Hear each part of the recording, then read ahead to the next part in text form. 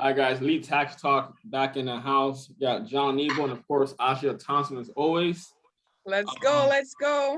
Yes, ma'am. Yes, ma'am. So, John, what's today's topic? I think we are discussing. It's not a we are discussing the update to our first episode where we were discussing the Biden administration's proposed legislation to track transactions over $600. Correct? Not accounts, but transactions, right? Yes. That's correct. Okay, that's been updated. The discussion I had with Joseph yesterday, that's been updated, and Ashia brought to our attention again today, is that now that's been updated to the IRS having the ability to track transactions of $10,000 or more. So we could start with that and go in. Correct. Yeah. So, like John said, there has been an update to roughly, I guess they're saying now, a potential for $10,000, right? For a transaction. So, if and someone can correct me if I'm wrong, right? But based on what they're saying, right, or based on what I understand, as what I'm taking it, right? My comprehension is, if you have, I guess, say if I were to wire you, John, $10,000 or more, then I guess that transaction will be potentially monitored, correct? Yeah. But if it's a loan, then what? So we can go into this. Like I said, if that's a loan, that's not taxable. Exactly. That's not taxable to me. Exactly. Yeah, because I can go ahead and wire Asha or John $20,000 right now, and how would they know if that's a loan or if it's just a wire transfer for a business sale transaction with a client, a retainer fee, whatever the case is. So they said that's where it brings up obviously issues and discrepancies again, as we mentioned, even with the going back down to the $600 proposal. I mean, I can send someone on Cash App, or any merchant $600, $1,000, whatever, and similar issues. So, Asha, what's your take? How have you comprehended all of this? I mean, I personally think it's an ineffective way of accomplishing the main objective that Congress or the IRS is trying to accomplish, which is, people underreporting their income.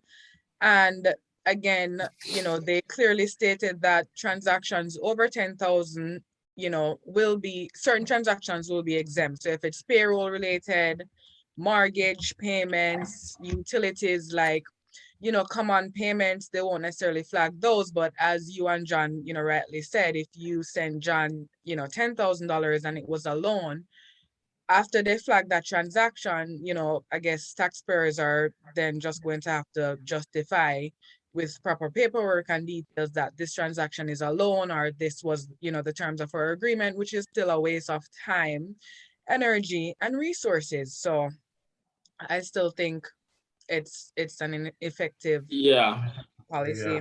Yeah. But now that you mentioned that actually you did bring a very valid point, right? Where you mentioned paperwork to justify or verify that the funds are for funding a loan, as an example, right? Because I guess the way they see it is, and it kind of makes sense, right? Theoretically, how many loans are you going to get per year, right? Let's just say, worst case scenario, I mean, if you take out a loan from an individual, right? Let's say Asha, loan me $20,000. I don't think I'll be asking for 50 loans throughout the year. So I guess, there'll be like a limitation there, I guess, if you can say. I don't know how they would. Why would there be? No, I have to disagree. It doesn't matter what me and your agreement is. If you want to send me 10 loans throughout the year, that's our agreement. That's our right. We can do that. So, I mean, there's no limitation. No, I don't. Yeah. Yeah, I don't feel like they can put a cap on that either, because I mean, I can take as much loan as I need to, keep my business afloat or even my personal situation. I mean, if I need money to borrow 20 times, 30 times for the year, it just depends on my financial obligations. It depends on my financial needs and, the situation that I'm in, quite frankly. So I don't think you can really cap how frequently I receive a loan from, whether it's friends, family, other colleagues. It's just, you know. Honestly, Joseph, like you said earlier, I just think I think this is all talk. Imagine getting a 1099 for transactions that the IRS is assuming should be taxable, and you having to go back to adjust that because, or to prove that that's not what it is, what they think it is. It's just too much work. It's just too much it's a lot of money that's going to have to be spent on resources from the IRS, personnel that they have to hire. It's technology that they're going to have to invest in to try to identify these. It's just a mess. It's a mess. It's just a big mess, man.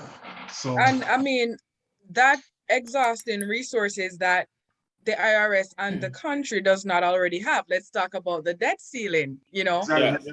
Good transition into this. Definitely. Yeah, because you know what, and I'm glad you mentioned that as well. Because yes, I mean, and I guess you know, with the whole debt ceiling, right? Like, you know, going to that, yes, it would be kind of mismanaging funds, in my opinion. If you have all this money, you're gonna just have, you say it's kind of like, again, mismanaging funds. You're gonna allocate a lot of money to do a lot of manpower to look up people's transactions, do this and all these accounting systems and bookkeeping, and you know, it'll be a disaster, right? So I think that would be a huge waste of funds that could be used towards something else. But yes, actually that debt ceiling, right? So as you know, 2020 was obviously the pandemic. A lot of programs from by the SBA, PPP, SBA, and EIDL loans. I mean, all kinds of stuff, right? That we had last year. I mean, man. I mean, I even heard of stories. I heard of stories, right, of 16-year-old kids getting $150,000 in EIDL loans. I don't know how, but I heard of those kind of, like, man, like, could you imagine, right? Like, I mean, literally, I feel like there's so much money out in the economy right now that nobody wants to work, right? Like, if you look at things, right, like you drive around the street and almost every business says now hiring, because people took out so much money last year from PPP, all these grants, loans, all this money, you know, that is like everyone's loaded. And that doesn't matter. They got that. I mean, but they inflate after that. Then what did they do to get that all back? They just inflated prices. Well, of course. When they PPP all this money, yes, they gave all, but they got all that back. They got all that back by all this inflation. Yeah, of course. Food has gone up. Everything has gone up. So they got that money back. Of course. Yeah, but what I'm saying is the government has gotten the money. Remember, the government gave out the loan, the funds. So the business will close down. So the business now, they just charge 2 and 3 times the price for food, for meals and whatnot, right, at the restaurants. But I'm just saying the fact that if someone gave, be real, if someone gave you right now, I mean, you know, if you were making $15 an hour at your regular job, and if someone gave you a loan for $150,000, $200,000 right now, and 50 grand in PPP, you'd be loaded. Why would you work? Why would you work, right? So that money is coming from the government, and now here we are. Fast forward, you know, a year later, now we're kind of like in a crisis where there's no more funds, no more money, right? So, but we've been. I'm sorry. Go ahead, Ashish. I mean, the topic that's trending right now is that by October 18, you know, the U.S. government will run out of money because we are in so much debt. And as Joseph rightly said, that debt stemmed from, you know, a lot of different resources that the government had to fund last year, whether it was the loans that they were giving to businesses, you know, the stimulus and all of that stuff to help, you know, keep the economy afloat during the pandemic. So at the end of the day, there is an adverse effect of, you know, printing too much money. And as John rightly said, inflation and all of that. So with the Fed, you know, approaching their debt limit, and if they don't, you know, make a decision in time, this could potentially affect, you know, different financial sectors and even affect certain payments like the child tax credit payments that go out monthly. This could affect, you know, Social Security benefits that are being paid out, and also paycheck for military and federal programs and for federal, you know, programs and people who work with the government. So at the end of the day, this is definitely something that is serious that will affect taxpayers and, the economy on a whole. And it could definitely lead to a recession if Congress doesn't make, a decision in time to remedy this issue at hand. So Correct. Another thing is too, and again, guys, this is only a theory, okay? This is not in set in stone, this is only a theory. I feel like, this is the yeah. Well, I'm gonna put it out there. I'm gonna go way left field and maybe make up like a conspiracy theory, right? Maybe it'll go trending, right? I mean, I don't know, but what if, right? Another option is to increase taxes, right? I mean, maybe that could help out. That's not a theory. That's that could happen. that's what they're planning on doing. That's what they're planning on doing. That's not a theory. That's a good observation. I said because listen, I don't want to be that guy like, they're gonna increase taxes again. Like, I don't want to be that guy, but I mean that is a possibility, right? Like increasing taxes. This is elite tax talk. We have to tie it back to taxes, man. Of course. So, yeah. Well, yeah, I mean, of course, yeah. I mean, I know that, but I'm saying like I don't want to be that guy, to be, oh man, but like I said, I believe it could very well lead to them increasing the tax rates and make some adjustments to say, okay, well, you know what, we're gonna tax the rich more, and as we all know, that it sounds good on paper. In the past, it's never the rich. They say it's never the rich. It sounds on paper. It sounds good. Yeah, exactly. It's never the rich. No, my point is that's just never the rich. It's always the middle to lower class that's going to be taxed. It's going to be affected more. So. But yeah, that's what I'm saying. Like, yeah, on paper it sounds good. Like, okay, we're going to tax the rich, and then everyone gets riled up, right? Like, yes, tax them, make them pay millions of dollars in taxes, right? But then in reality, they find ways to maneuver around that, and then it goes down to again middle and the lower brackets that will get impacted heavy with the new tax laws if they were to implement them. Have you guys read what Trump did? Don't know. No, this isn't politics thing, but you know what he did in his tax bill? Really look into it. There's no way that the rich is going to be affected by this. He did so much. It's kind of crazy. Well, we can go into that next episode. We can go into the actual tax bill, but he put some stuff in place to where the rich will never be affected ever again. Pretty much. I mean, here's a debate. I'm sorry, I'm gonna bring this. And I always talked about this with my friends. Is like, if you were in Trump's position, right? Wouldn't you do this? Wouldn't you do the same thing? And again, guys, this is only a theory. And no, would you do this? Would you do the same thing? To set up your kids who are going to be rich, to set up all your rich friends, to set up all your friends that have all these wealthy corporations? Wouldn't you do the same thing? First of all, John, before we even get there, we have to remember that politics is not about self-interest, and it's not about, putting people on or just looking at, how you can personally benefit or even your family and friends. It's about the interest of the public. So it's not about you, and it's not about your personal desires, your personal interests, or even putting your family on. Disclaimer. I understand that you're not taking that standpoint. You're asking. No, I didn't say that. No. It was a question. It's a question. Okay. That was a pure. Oh, this is elite tax talk, y'all. Elite tax talk. That was just a question. That wasn't. I'm just saying, but we know when it comes to certain positions, the public best interest is at hand, and we can't really put our own interests and desires first. So that's even correct. Yes, sounds good. Correct. It sounds good. As the president, you have to think about everyone. It can't be about you and your pocket and you saving and and all of that. So I mean, that sounds good. That sounds right. Yeah, that's she's correct 100%. So with me and with me, right, and I feel like apart from, like you said, John, and I do agree to what you're saying, right? I do agree. To what? Again, what did I say? Only a theory, right? We're gonna say everything in a theory, right? That was a question.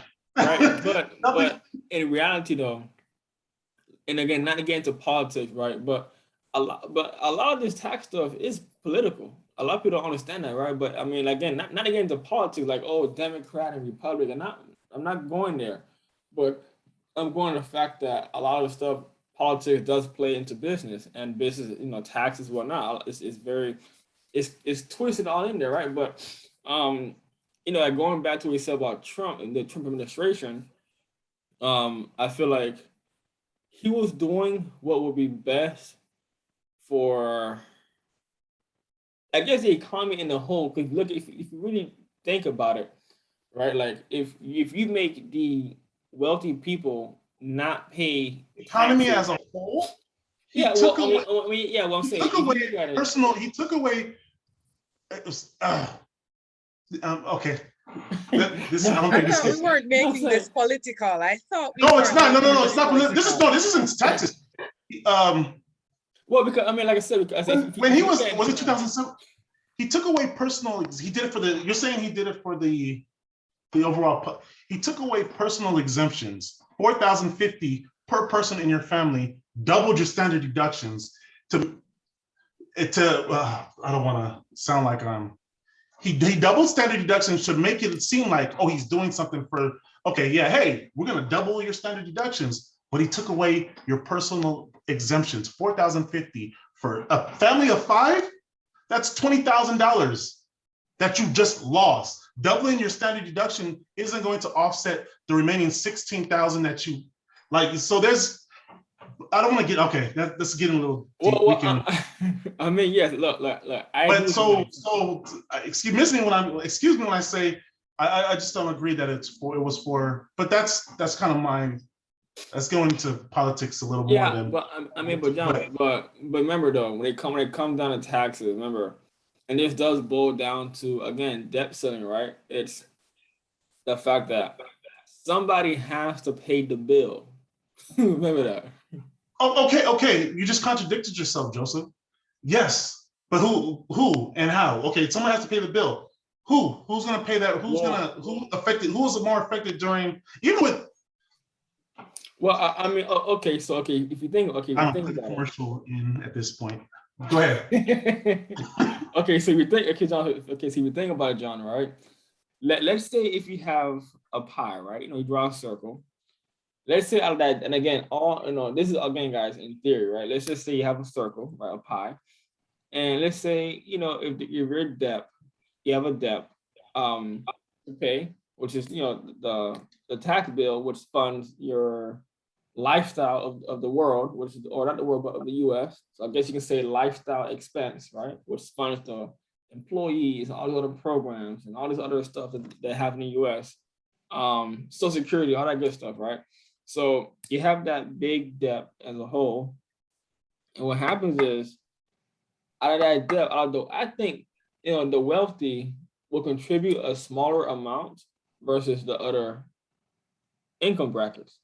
And so, again, if the wealthy pay less in taxes, then that burden of paying that bill falls under the working class of, middle class, lower income brackets. So yeah, again, that bill has to be paid, John. No one cares. It has to be paid. And Joseph, and I don't want to stay on this topic too much. You just agreed to everything I just said. Well, yeah, I agree. Well, okay, I'm agreeing, but I'm just saying, like, and I did say I agree to you in the beginning. But I'm just saying, like, I just feel like, again, it has to be paid. So going back to the debt ceiling, when they gave out a lot of these, SBA gave out a lot of these programs in last year, and even now, if you go to apply for the SBA loan, EIDL loan, it's much stricter to get a loan. Now they're asking for more documentation, because last year they just gave it to everybody. You applied, $100,000. Everybody's getting, I mean, could you imagine how much money was given out last year? I mean, stimulus money. It was like last year, man. I mean, it was a free for all. It's just like take money to like rob the U.S. And that's why we're in this situation today. Exactly. And that's exactly like Asha said. So, I mean, now I know people have proposed, I know, with the 14th Amendment and other minting coins and other things, to possibly, solve the issue, but I think one way to solve the issue would possibly be to increase the tax rates. I mean, what do you guys think? Increase the what? I'm sorry. Taxes. I mean, that's a. I mean, I'm not suggesting that they do that, but that's Oh, already never. something that I'm not suggesting that either. That's what some, yeah. And that's already it's something that they're contemplating. They're taking away. I mean, this could affect. I mean, let's look at the other side of this. This can affect the SBA, the EIDL loans that they're giving out. This is a great program for small businesses that have been struggling. Think about the interest rate. These are like bomb interest rates. What is it? I'm sorry. 3.75. Something like that. Yeah, they have great interest rates, and it's helping businesses stay afloat. So if this situation affects that, that'll suck for those small businesses that are looking to apply for something like this. And there's also another, I'm not sure if have you guys looked into the Piggy Bank Act? Have you guys read about or saw anything about that? No, I didn't dive into this. It's a new program that that they're proposing where they will pay high school students to take financial literacy classes outside of just what they're learning in school. So they would get like $300 deposit and then $25 a month, as long as they're taking courses. I'm not sure the dynamics of it, but they have to be taking financial literacy courses, whether it's in relation to taxes, credit, things of that nature, outside of what their school curriculum is, and they get paid for it. So I think that's pretty cool, because there's this talk about kids not learning taxes in high school or credit, and nothing that they're learning is getting them ready for the real world, which is, I think I don't agree with. But so you take away programs like that and grants and loans because of us run. That's how this whole thing could affect that. That kind of sucks. So yeah, I agree. Go ahead, Asha. I totally agree with that. I definitely think we should do another podcast just to talk about that act and just, breaking it down, because financial literacy is definitely something that is not necessarily taught in school, especially taxes and credits and just how it works. A lot of people to get paid. You're receiving money to do this. So that's a good incentive to join programs like this too. So that's pretty cool. Yeah. I'm not I don't know what the tax consequences are going to be like. I don't know if you have to, they're going to treat it as a grant where you don't have to pay. Well, if you're under 17, well, I don't want to get to that too, but yeah, so yeah, we can definitely talk about that in another podcast. But yeah, scary. This is some scary stuff if this actually. Yeah, I know. I know. And also touch up as well. I know, like they mentioned, stock markets crashing, or I know people have referenced stock markets crashing, all markets crashing in general, right? And again, that will also cause a big gap, right, financially. Because a lot of people who have invested money. I know September typically is this is not really taxes here, but this is financial stuff, right? So I know like September historically is a bad month for markets, really, cryptocurrency, stock markets in general. If markets are crashing, gold and silver, all those things are crashing, right? Then it's like, again, the wealthy people are gonna find a way to hedge and not pay the taxes because they're already at a loss. So, what I mean? So I don't know. Yup.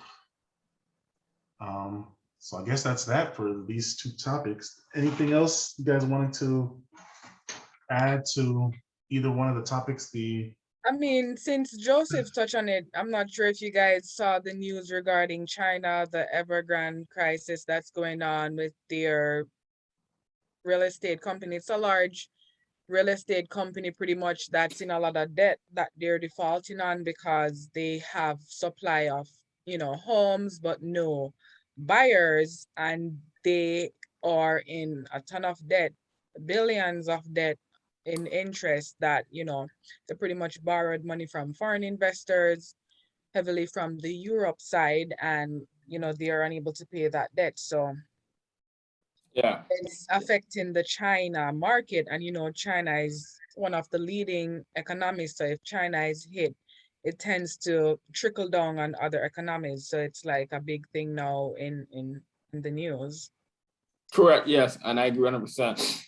Again, it's like in those situations, right? Again, I think one day I'm gonna get I'm gonna bring on a guest who is in the real estate, specialized in real estate, does mortgages, a professional in that industry. So that way they can give us the concrete, evidence and facts and whatnot. And they're also their perspective on that particular market and how this could affect a lot of that, stuff. Because yes, if all these things are happening, right, then what happens to interest rates? What happens to, like last year, right?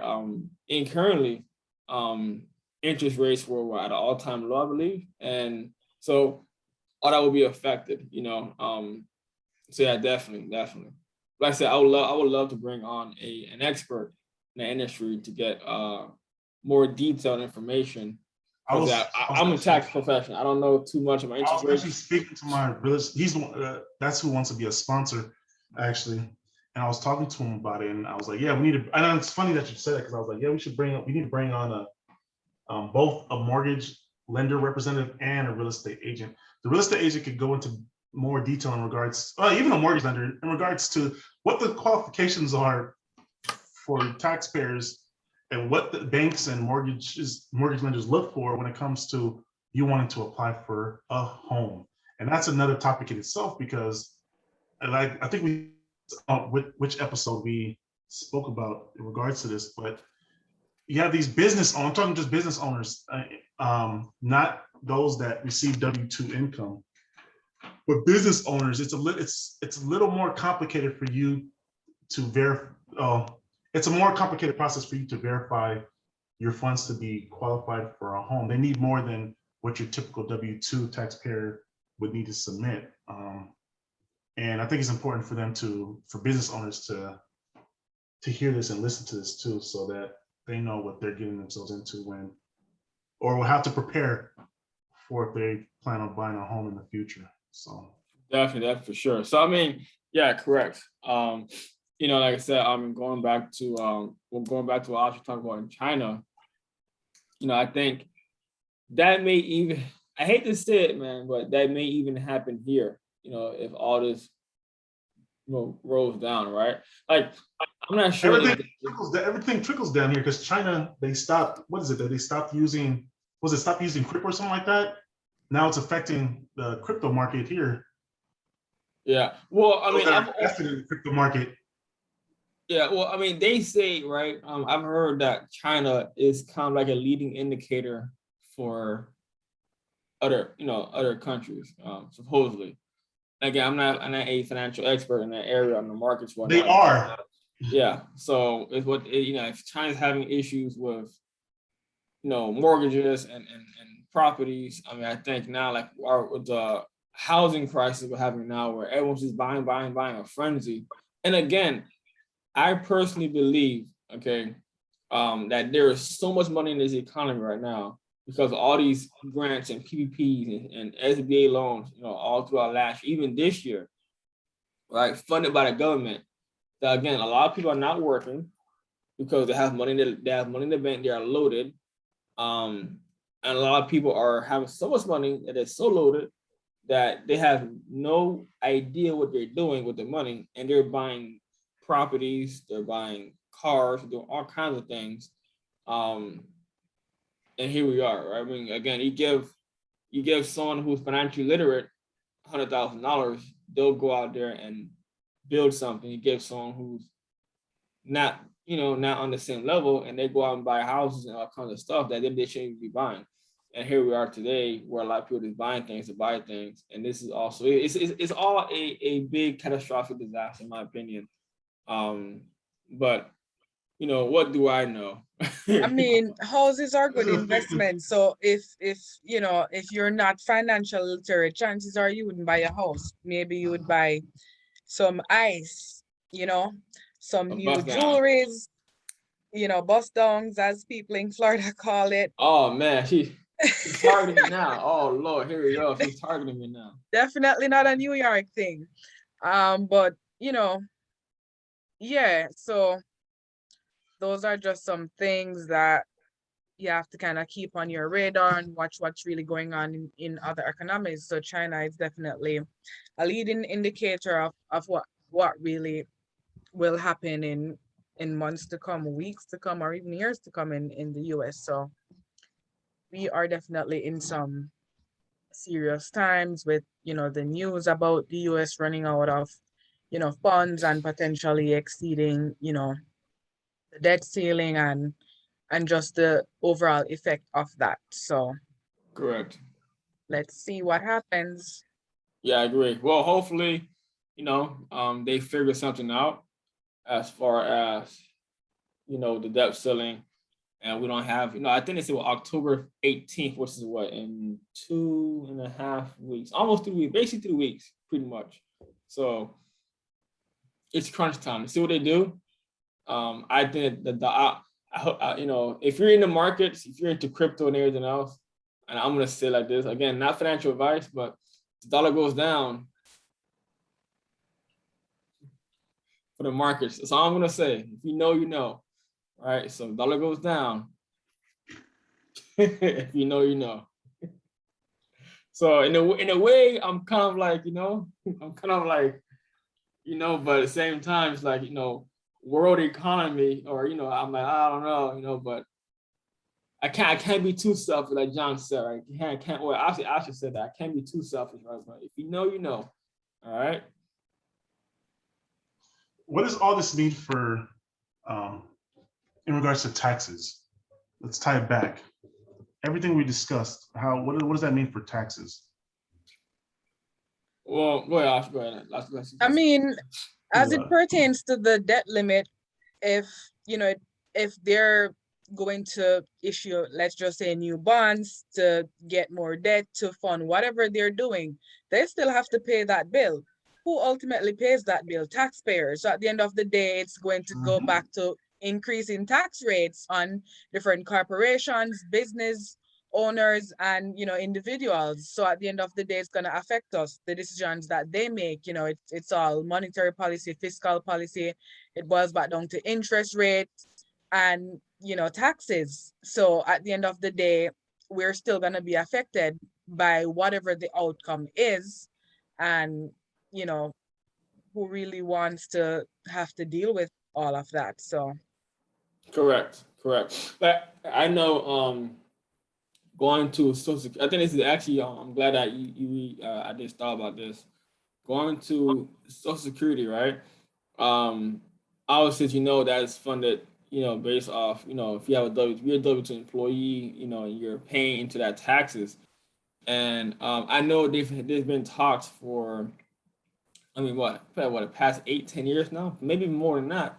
But there's been talks about how they could potentially stop it, or limit it, or make new, or extend the age to you can receive, SS benefits. And if this would have happened, right, that is something that could potentially be disrupted, to where they say, okay, we're not going to give out this, or we're going to change the date, or not the date, but the age requirement from, let's say,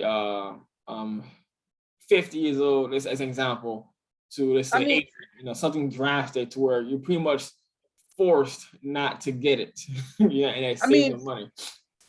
Honestly, just to add, since the pandemic have started, Congress had said Social Security benefits is expected to run out by 2034 due to the pandemic. So at the end of the day, people are paying into their Social Security, and chances are you're still not going to have that money to leverage upon retiring. So at the end of the day, if you're relying solely on the government to fund your retirement, you might not have any money to look forward to. So at the end of the day, you have to kind of diversify your income streams, multiple, streams of income. You have to start investing if you weren't investing. You have to start a business if you probably didn't have a business, but you have to get creative with how you're going to survive and sustain yourself, because you're relying on someone who is already bankrupt. The government has been bankrupt for years. This is nothing new. So we can't necessarily just rely on them. And as Joseph rightly said, there might not be any social security benefits, and what really funds that? Taxpayer money, the Correct. FICA taxes. We're the same one paying this money through taxes, and it's being used, carelessly, which will eventually, leave you uncovered as a retiree. So it's Correct. just something to think about. Correct. And it's like, I think more people, like you said, I thank you for, pretty much sharpening what I said, right? Adding on. But yeah, I think this leads to me, right, as a young individual, it tells me, right, like at a young age, people should start now. And again, I'm not going to exclude those who are, just, maybe in their 50s or 40s, mid age or older age, that's fine.